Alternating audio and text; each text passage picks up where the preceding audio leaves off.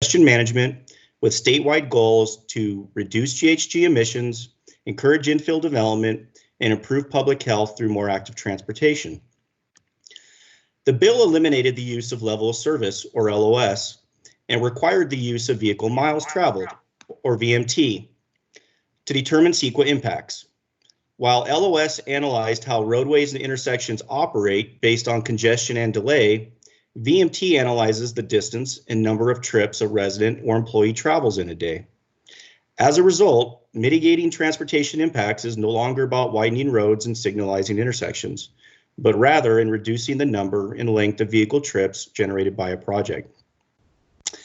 The Governor's Office of Planning and Research, OPR, provided the state's technical guidance in 2016 and updated in 2018 for local jurisdictions to adopt SB 743 and VMT.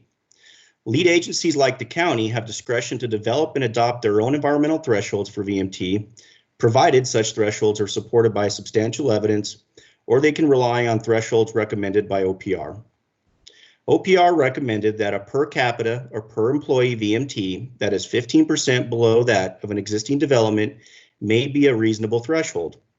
OPR also recommended projects that generate or attract fewer than 110 vehicle trips per day generally may be assumed to cause a less than significant transportation impact.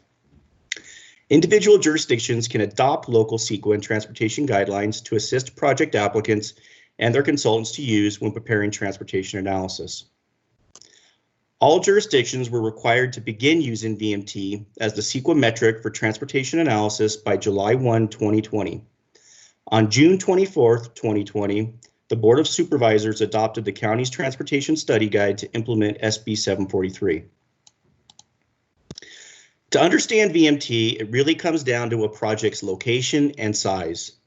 The VMT formula is the distance and frequency of vehicle trips generated from a specific land use. Local jurisdictions have the option to determine the appropriate geographic area to compare a project's VMT to the VMT average. County staff presented to the board 3 geographic options to compare a project's VMT to the average VMT for the specified area. The first was a geography based on the unincorporated area, which would compare a project's VMT to the VMT average found in the unincorporated area. The second was a geography based upon the entire San Diego region, which would include the number and length of vehicle trips within the incorporated cities and the unincorporated area to determine the average daily VMT. The third was a geography based on subregions within the unincorporated county, which combines unincorporated communities with similar trip lengths and destinations together. 5 subregions within the unincorporated county were identified. Staff recommended the unincorporated area as the appropriate geography for VMT analysis for the county. The board adopted this geography threshold. In addition to defining the geographic area by which to measure a VMT average, local jurisdictions can adopt a significance threshold for VMT. County staff previously presented to the board the threshold of 15% below the average VMT as recommended by OPR. This means a project would need to be 15% less than the VMT average to be considered to have a less than significant impact. County staff also presented options that were less than 15% for the board to consider, such as 10%, 5%, or 0%. The board adopted OPR's recommended threshold of 15%.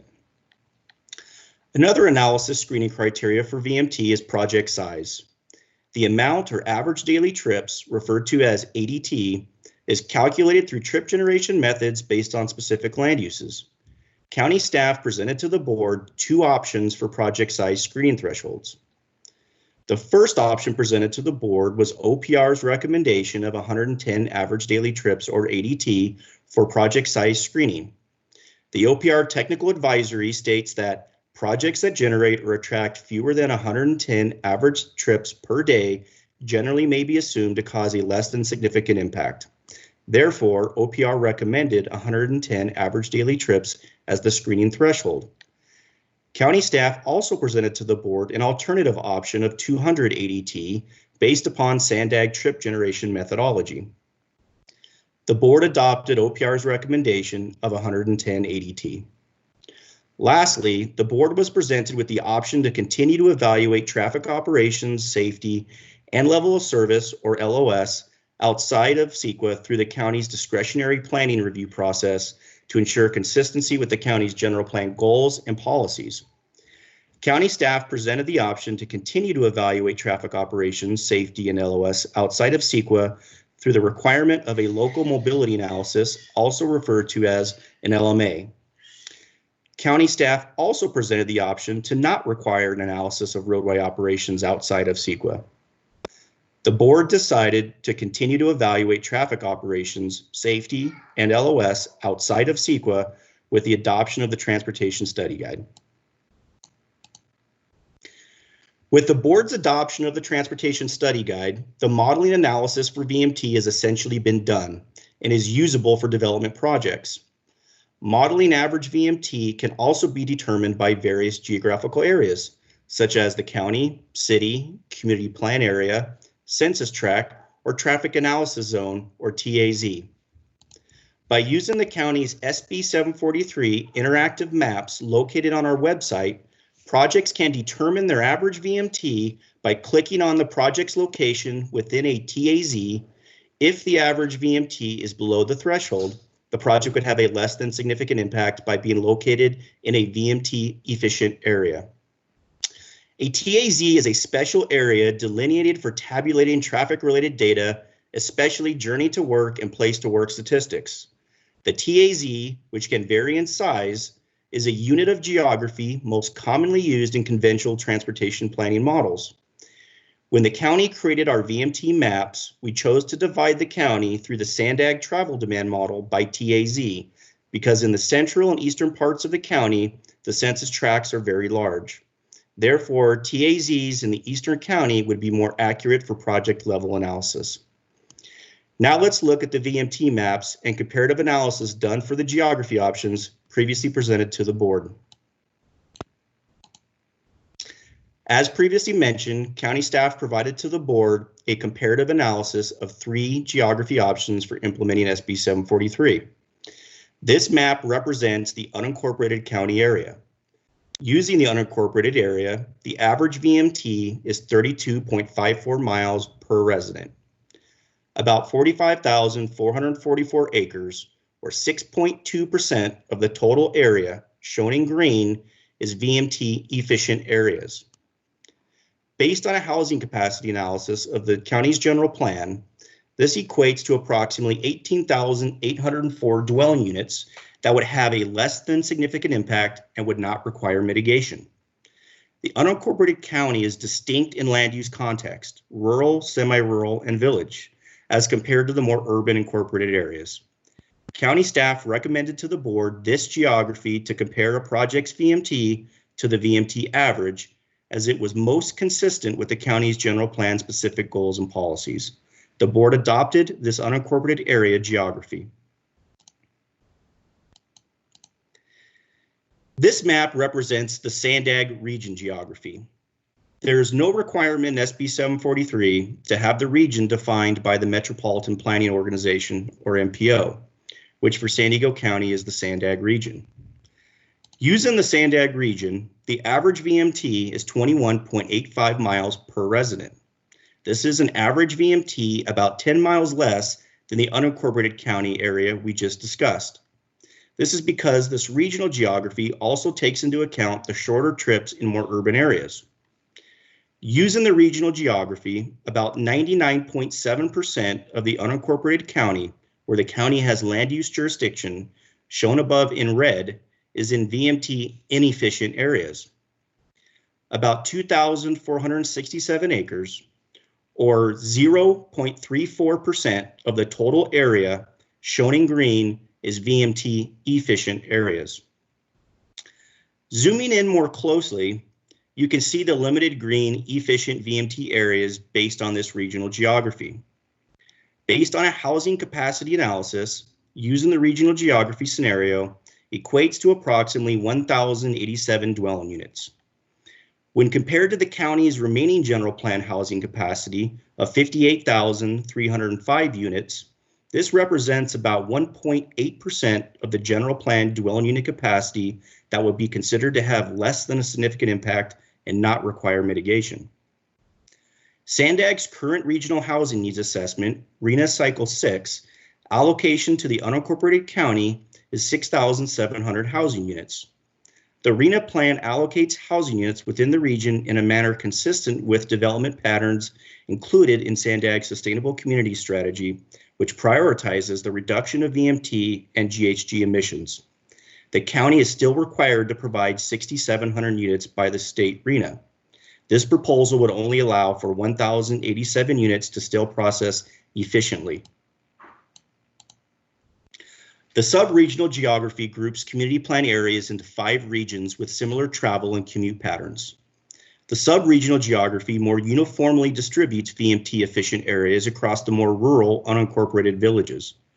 Using sub-areas is more complex and creates a patchwork of screening since different areas of the county would have varying VMT averages. The average VMT using sub-areas within the unincorporated county varies based on the sub-area and ranges from 24.52 to 58.04 miles.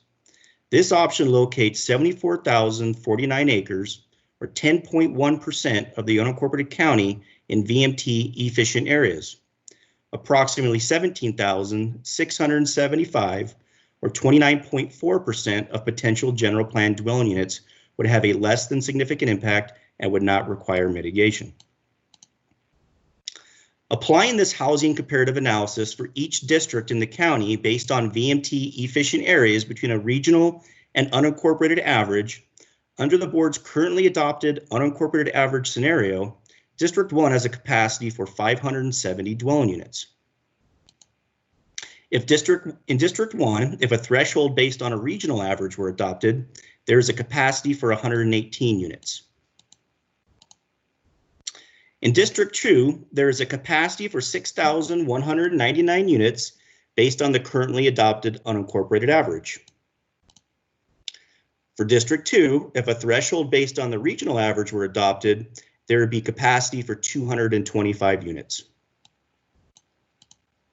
In District 3, there is a capacity for 1,296 units based on the currently adopted unincorporated average. For District 3, based on a regional average, there would not be any VMT efficient areas and therefore not any general plan housing capacity. Skipping to District 5, since there is not any unincorporated county land use authority in District 4, there is capacity for 10,739 units based on the currently adopted unincorporated average. In District 5, there would be a capacity for 225 units based on a regional average. We just focused on VMT efficiency areas based on geography and location. However, this is a summary of the overall project screening criteria for VMT that the board previously adopted based on OPR state guidance. In addition to VMT efficient areas, there are other screening options that OPR identified, such as project size, transit accessibility, locally serving retail or public facilities, redevelopment, and 100% affordable housing projects. If a project meets any one of these criteria, it is considered to have a less than significant impact for CEQA transportation under the county's currently adopted guidelines. As previously mentioned, county staff also presented to the board options for project size screening thresholds, which besides location are the primary criteria for assessing VMT. As mentioned, the small project screening options of 110 and 200 ADT were previously considered by the board, with the 110 ADT threshold being adopted. As mentioned, project size is determined by the number of vehicle trips a land use will generate, which is referred to as average daily trips or ADT. For example, for single-family residential use, based on trip generation rates derived from the Institute of Traffic Engineers, ITE, trip generation manual, a single-family residence is approximately 10 daily trips, or 5 round trips a resident is estimated to make throughout the day. Additional screening options may also be considered as part of any future updates to the adopted transportation study guide, including increasing, decreasing, or removing of the VMT small project size screening. Other project size screening option examples using single family dwelling unit or SFD as an equivalent could also be considered, such as 100 ADT, 76 ADT, 66 ADT, 38 ADT, and 29 ADT, or removing together the small project screening. Another very important aspect to understand VMT is mitigation, particularly in rural or semi-rural areas. I am going to now hand off the presentation to Damon Davis to discuss further VMT mitigation and costs. To mitigate for VMT, a project needs to reduce the number and/or distance of vehicle trips made by residents or employees. Therefore, typical VMT mitigation includes expansion of the multimodal network and transportation demand management strategies like promotion of van pools, bike sharing, and transit subsidies. It can be extremely challenging in semi-rural and rural areas to achieve any substantial reductions in VMT through mitigation. While VMT can help reduce GHG and help the state reach its GHG reduction targets and climate action goals, as a CEQA metric for transportation, it does not directly measure GHG or GHG reduction. It only measures the distance a person drives. This puts further emphasis on project size and where it is located within the county to determine viability. Through analysis done as part of Phase 2, staff has evaluated the overall magnitude of cost for various full and partial mitigation program options. It has been determined that the cost to mitigate one VMT through the various hypothetical mitigation fee, exchange, or bank programs would range from $10,000 to $22,000 per VMT. So what does that mean, and what would that look like for projects? Staff conducted case studies for hypothetical residential and employment projects in various locations throughout the county. First is a 20-unit residential project located in District 5 with the village designation in North County Metro. It's adjacent to SR 78 and the Sprinter line. Using the county's mapping tool, this project would have an average VMT per resident of 24.44, which is below the adopted threshold. This project is located within a VMT efficient location and would have a less than significant impact for CEQA transportation. It is screened for mitigation or further analysis.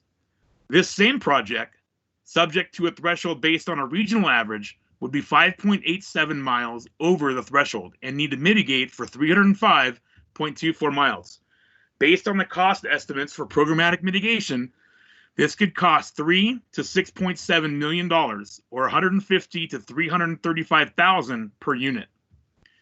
To this point, most of this presentation has focused on residential projects. However, any project that is subject to CEQA is subject to VMT. Retail and service projects, recreation projects like parks and campgrounds, industrial and employment projects, wineries, mining operations, renewable energy projects, and even cemeteries. They are all subject to VMT. So now let's look at an industrial project in East Otay Mesa. This is an area that has received tremendous investment from the federal and state government. The county has also planned industrial and residential growth for the area. This hypothetical 50-employee warehouse distribution project is located at the existing terminus of State Route 905 at Enrico Fermi. It has an average VMT per employee of 31.46 miles. This is below the threshold and considered VMT efficient. Therefore, it is screened from further analysis and mitigation. This same project, subject to a threshold based on a regional average, would be 9.15 miles over the threshold and would need to mitigate for 457.5 miles. This would cost $4.5 to $10 million to fully mitigate. Staff also conducted an exercise as part of a comparative analysis of options based on geographic boundary and project size screening criteria. In other words, staff took every residential project that went to public hearing from 2013 to the adoption of the new guidelines in June of 2020 and ran them through VMT analysis. Given the challenges with mitigation, a project's viability can usually be determined by the screening process described in the previous slides. If a project does not meet one of the 6 screening criteria, it will likely have a significant and unavoidable impact for transportation. From June 2013 to June 2020, PDES approved 76 residential projects totaling 6,803 units, identified in green by location on this map. If those 76 projects were to have been subject to the current county VMT guidelines, 22 or 29%, totaling 2,920 units, would likely have unmitigable impacts. All but one of those were consistent with the current general plan. If those same projects were subject to a threshold based on the SANDAG regional average and the adopted small project screening criteria were left in place, 47 or 62% of the projects, totaling 6,706 units, would likely have unmitigable impacts. 40 of the 47 are consistent with the current general plan. The 29 projects that would have a less than significant impact are projects consisting of 10 units or less. In other words, they were screened by being considered a small project. These would total 97 units. Coupling the SANDAG regional average with removing the small project screening criteria, all 6,803 units approved during this time frame would likely have significant and unmitigable impacts. There were not any residential projects proposed or approved in a VMT efficient location based on the regional average during this time period. The County of San Diego adopted OPR state recommendations for significance thresholds, 15% below average VMT, and project screening project size. County staff conducted extensive outreach of every jurisdiction in the state and what they adopted to implement SB 743. Focusing on a few similar unincorporated counties around the state, you can see in this table many jurisdictions that adopted their own guidelines deviated from OPR's recommendations. Several unincorporated counties that adopted guidelines use the unincorporated county as their VMT geography threshold.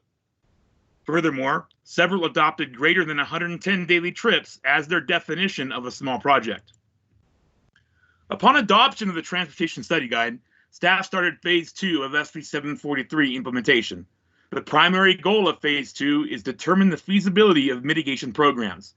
These programs could fund the expansion of the multimodal network either exclusively within the county or by partnering with other jurisdictions and/or agencies.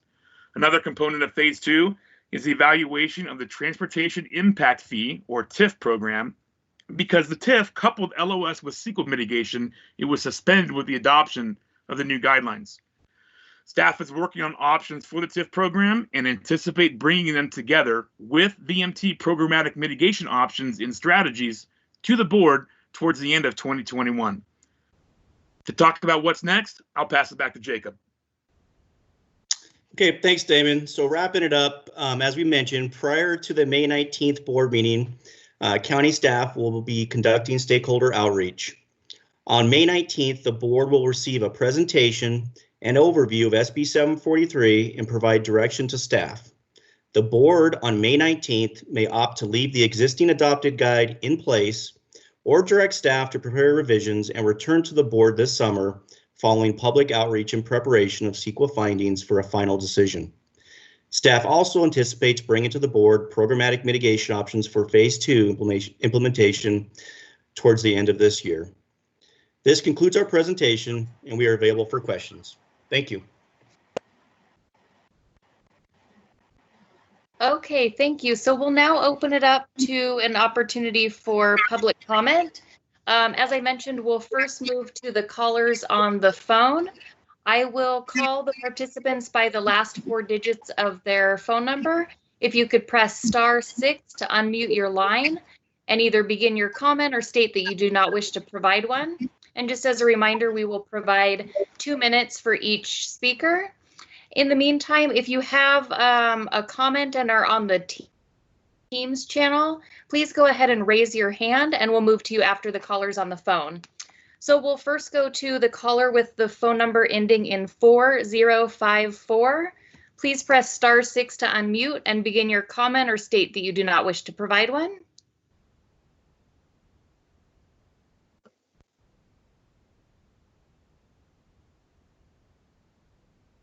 Phone number ending in 4054.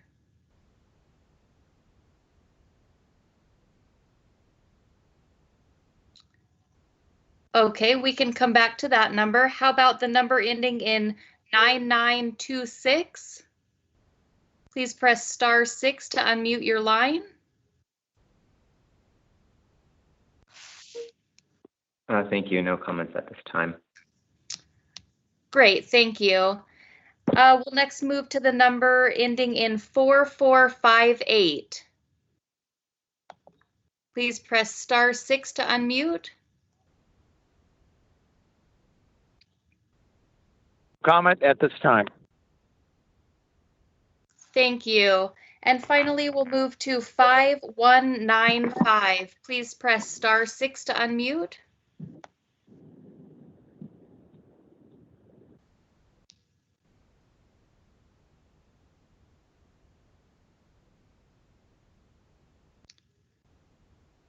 One last opportunity for either 4054 or 5195. Please press *6 to unmute if you'd like to provide a comment.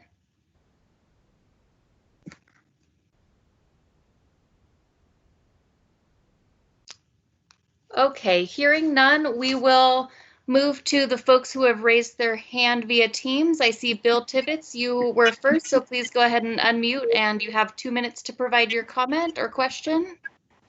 Thank you very much. A nice, important presentation and fairly clear. I want to remind everybody, though, that your own consultant's website talks about SB 743 as to its importance to better align transportation impacts and mitigation outcomes with the state of California's goals to reduce greenhouse gas emissions, encourage infill development, and improve public health through active transportation. The current proposal exempts over 50% of the future development from any VMT analysis, which seems to be a total contradiction to the intent of the legislation. But more specifically, issues I have would be that the county's VMT is way above the statewide average by about 35%. So merely adopting the standards or the recommended options of the VMT efficient area or the 110 ADT really doesn't apply to our county, because most of the VMT occurs because people live in the county and work in the urban areas. So you should use the regional MPO VMT. The 110 ADT, again, is inadequate because the county's average VMT is well above the statewide average. So even though the statewide recommendation was 110 ADT, San Diego County is inapplicable to use that. Another thing is Sandag is doing the new RTP. I think there are some options for more efficient transit and all that in the county. You really need to work with the county to figure out what that efficiencies are going to be. And I think that the VMT mitigation costs need to be more explained to us, the data, the methods, the assumptions, because it just seems hard to believe that it's that expensive. And even if it were, there might be some ways that you can amortize the costs over a period of time legitimately so that the upfront costs can be put over a series of years so long as they are assured in the long run. So thank you very much. Thank you, Bill. I see next, Mike, you have your hand raised. Oh, you'll need to unmute, Mike, before you start speaking.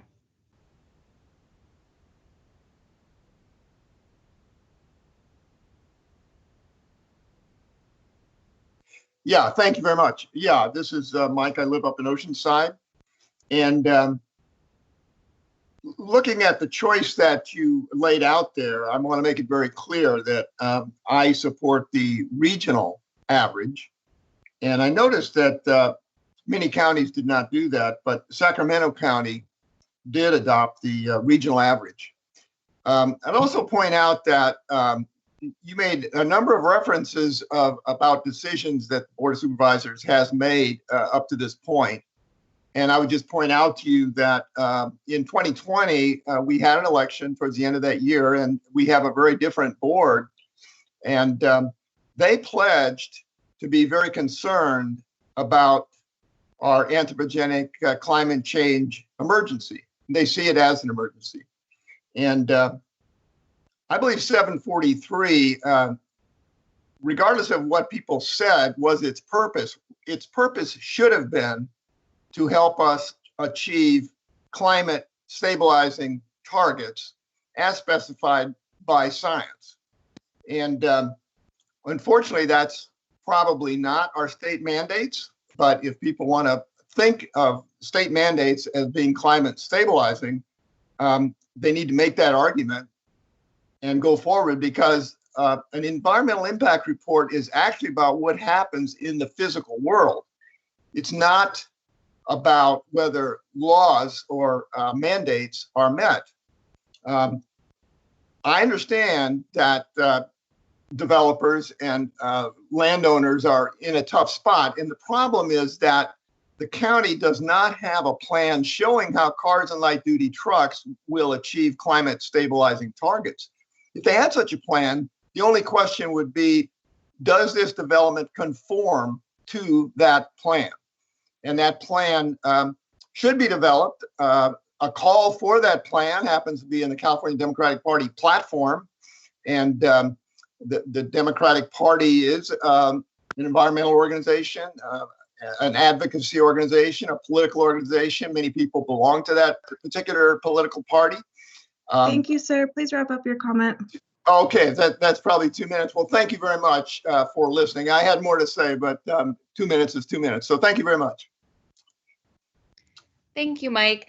Are there any others? I'm not seeing any other hands raised at this time. If you do wish to provide a comment or have a question, please go ahead and raise your hand.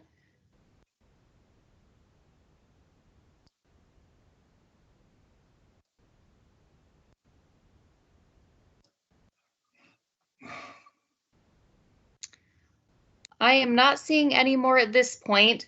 I will give one more opportunity for the folks on the phone who were not able to unmute previously.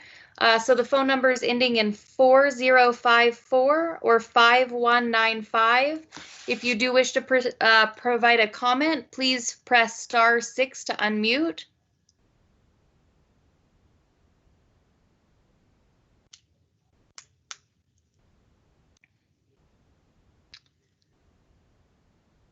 Okay, at this point, I am not seeing any additional requests to speak or any additional folks on the phone unmuting their line. Oh, there I see we have Ryan Maxon.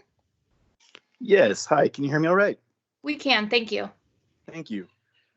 Well, first of all, I wanted to take a moment to thank county staff for all their hard work on this issue. I know it's been a heavy lift, but I wanted to kind of give a perspective as it relates to just the general housing concerns and availability. We hear, and certainly we've been looking at this from the real estate side for quite some time as it relates to our inability to build and meet the housing needs for our region. Indeed, we built about 50% of the need on an annual basis. So anytime we are looking to find new and creative ways to restrict a lot of this development, we really need to sit back and have pause on that. In this case, in particular, looking at the revised calculation that would all but create a moratorium on any new housing development, I think that's tremendously concerning. First of all, VMT doesn't take into account current trends, such as opportunities to work from home. There are a lot of opportunities where these folks that are moving into these county lands won't have to take any of those commutes at all. What's more, we have people that are commuting from outside the region. In fact, I know several people and work with many that commute from areas in Riverside County, Orange County, or even Tijuana. This will only push more people outside the region and cause greater problems and, yes, more greenhouse gas emissions. So I'd encourage staff to move forward with a proposal that will provide more opportunities for us to review and consider. I don't appreciate the new proposal that will not even allow us to meet our regional housing needs assessment numbers. And that is all. So I'd ask for your support of that. Thank you, Ryan. Appreciate your comment. Anyone else who would like an opportunity to speak?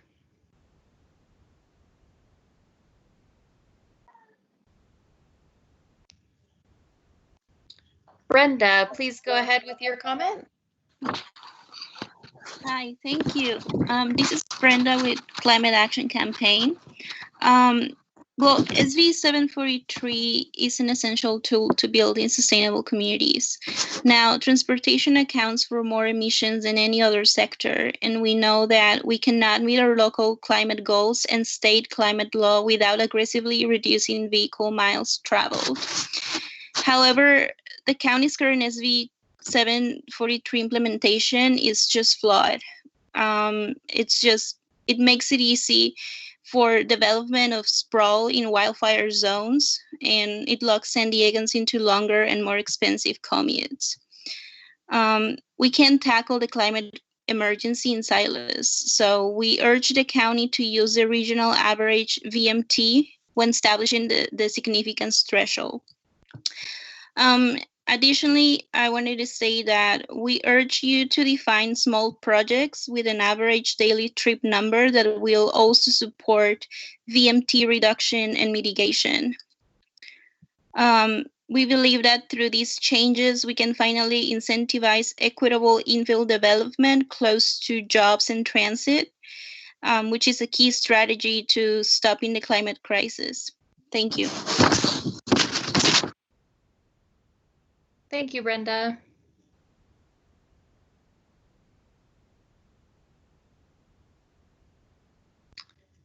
Again, I'll just call for any other individuals. If you'd like to provide a comment, please go ahead and raise your hand. Frank, go ahead. Okay, can you hear me? Yes, we can. Oh, good. Yeah, my name's Frank Landis. I'm the conservation chair with the California Native Plant Society San Diego chapter. Just a couple notes. I think the previous comments about making sure that the will of the past board of supervisors is the same as the will of the current board of supervisors is quite on task, because the current board of supervisors is planning to go push hard for sustainability, which was not an agenda item for the previous board. So getting their input, I think, is critical before you make any decisions. Second thing I want to point out is it looked like the VMT used by the used by planning seems to say it's just about traffic being mitigated by traffic issues. And one of the big ways you're going to mitigate going forward is by replacing gas-powered cars with electric cars. And the big way you're going to power the electric cars is by making the developments have sufficient solar panels so that they can actually power their cars. This is actually really straightforward, because on electric cars, it's about 1 kilowatt hour provides about 4 miles. So you could convert VMTs very quickly into how much electricity has to come off the roof or from somewhere in order to power the car. And if they design the developments to power the cars in there, that takes care of the VMT problem and the mileage problem immediately. And all of these developments that are going in now are going to have to live under carbon neutral regulation. So you might as well design them for a future where there's no gas involved at all, instead of assuming that it's going to be somehow taken up by buses or alternative transportation. So that's my comment. Thank you very much. Thank you, Frank. Any others who wish to speak, please feel free to go ahead and raise your hand.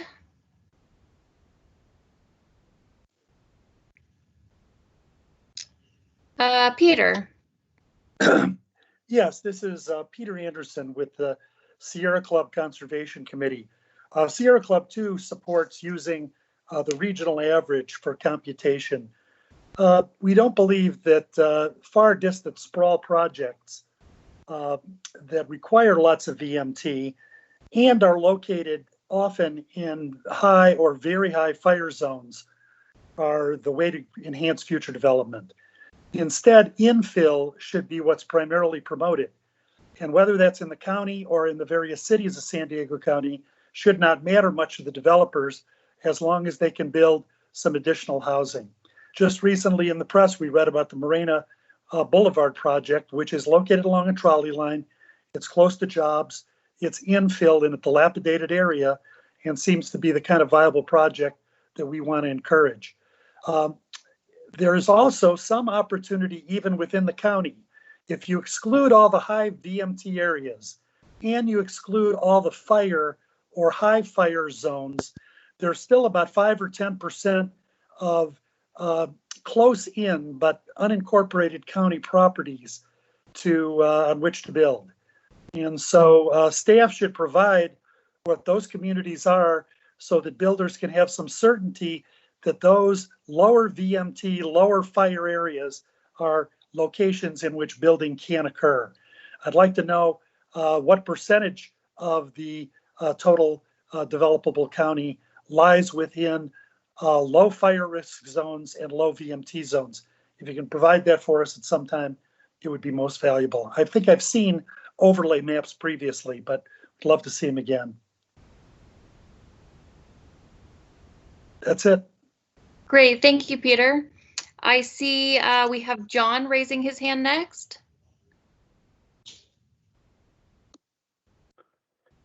Yes, thank you. My name is John Aboud. I'm with KB Home, and listening to the comments regarding sprawl and the drive to look to increase infill development.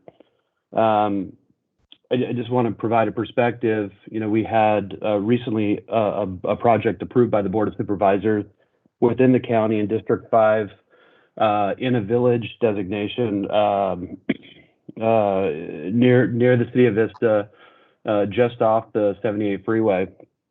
So close to jobs, close to employment and entertainment. 62 units approved, and quite frankly, we included we will include 3.4 kilowatts of solar with every home, EV chargers in the garages to help benefit electric vehicles and encourage the use. But quite frankly, adhering to the regional designation, this project would not have been approved. Furthermore, any implementation of VMT mitigation would have rendered the project infeasible, and it would not have been possible for us to move forward with the project. Or conversely, if we were able to acquire the land for no cost, the mitigation expenses very likely would be passed on potentially to homeowners, through the extensive cost of the fees and the mitigation. So the notion that this supports infill development within the county, it's still quite difficult and nearly impossible to get a project approved under the regional guideline. Thank you. Thank you, John. Next, I see Mindy has her hand raised. Yes, thank you. My name is Mindy Jen. I'm from Shoot Mahali and Weinberger, and our firm is representing the Cleveland National Forest Foundation, as well as the Coastal Environmental Rights Foundation, in pending litigation challenging the county's current VMT thresholds. And from today's presentation, it appears that the county is very much trying to justify keeping those same thresholds. We would urge the county not to repeat the mistakes that led to this current lawsuit. The VMT and ADT-based thresholds discussed here and currently in place have no relation to the environmental protection purpose of CEQA or Senate Bill 743. Senate Bill 743 is designed to reduce greenhouse gas emissions, and the county's current thresholds increase GHG emissions compared to other alternatives. It seems like the main purpose for keeping these thresholds is not environmental protection, but is instead to exempt as many development projects as possible. Instead, the county should be focused on SB 743's climate protection purposes when deciding which thresholds to use, as well as conduct the required environmental analysis under CEQA for any proposed changes. Thank you. Thank you, Mindy. I am not at this point seeing any additional hands raised. If you would like to provide a comment and have not done so already, please go ahead and raise your hand, or if I'm not seeing your hand, please go ahead and start speaking.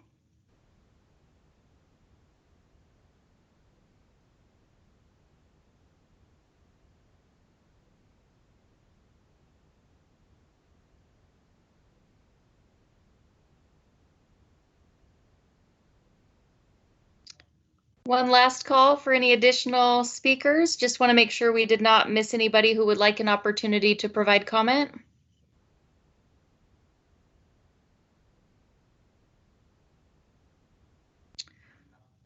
Okay, I'll turn back to staff and just see if we have any closing comments. I would just remind everyone that the Board of Supervisors will be hearing this item on May 19th.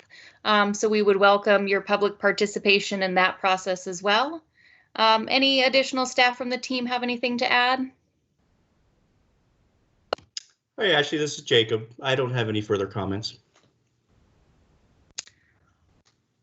Well, with that, we thank you all for your time and your participation tonight.